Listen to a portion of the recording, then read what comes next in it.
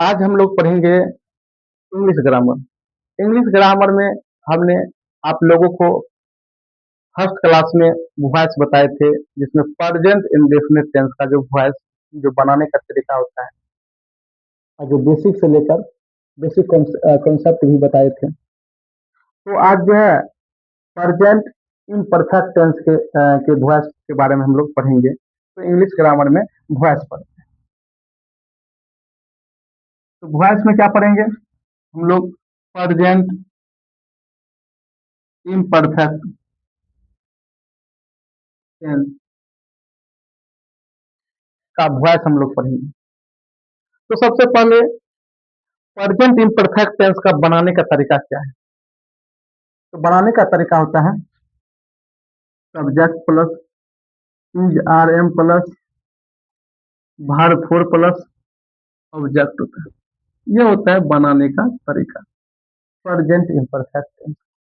इनको हम एक्टिव से पैसिव में बदलने का जो स्ट्रक्चर क्या होता है तो हम बात करते हैं एक्टिव से active voice to passive voice. Passive voice इनका स्ट्रक्चर क्या होता है? तो बिना स्ट्रक्चर याद रहना चाहिए। स्ट्रक्चर क्या होता है इनके बारे में चर्चा करते हैं। तो सबसे पहले हम ऑब्जेक्ट लिखते हैं, उसके बाद इसमें होता है is are am plus being होता है, उसके बाद वर्ब थ्री होता है, उसके बाद बाय होता है और लास्ट में होता है सब्जेक्ट। जो है एक्टिव से पैसिव वॉइस बनाने का तरीका है प्रेजेंट इम्परफेक्ट टेंस का। वो होता है object plus is are am plus being plus verb three plus by plus subject होता है। अगर हम एक एग्जांपल लेते हैं तो she is going to market. She is going to market. या दूसरा हम जैसे लेते हैं, दूसरा जैसे हम ले लेते हैं, जैसे सी इज ईटिंग ए मैंगो।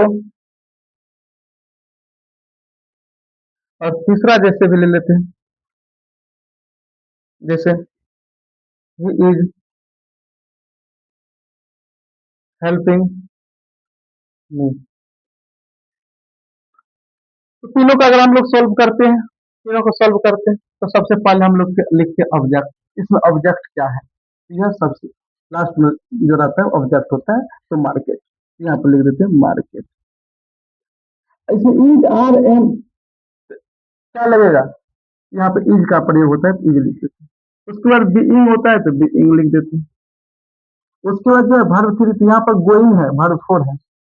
तो गो का वर्ब थ्री क्या होता है? गो वेंट गोन होता है तो गोन। उसके बाद बाय होता है तो बाय लिख देते हैं। उसका सब्जेक्ट, और यहाँ पर सब्जेक्ट है सी। और सी जो है ये एक्टिव फॉर्म में है। इनको अगर हम इसी में बदलते हैं